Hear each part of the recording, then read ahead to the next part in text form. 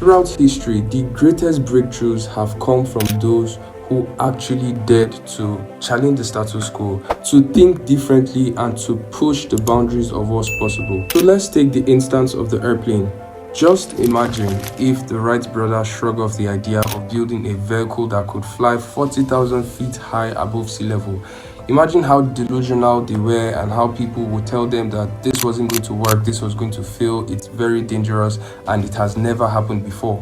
Imagine if they didn't act on it, guys. What would the world be like today?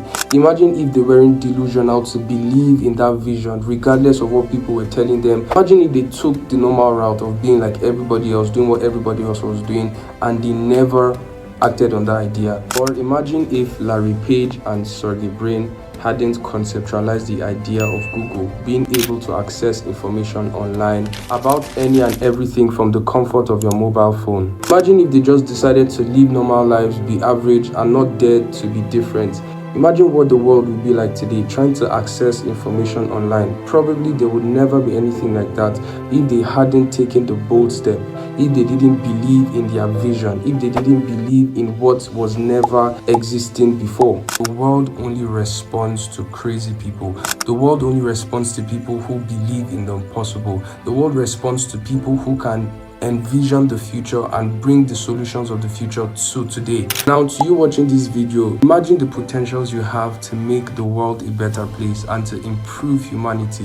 Imagine how much you can contribute to the world if only you dared to think differently, if only you dared to challenge the status quo. Just try to picture if you first had the idea of Facebook, Apple, or Google.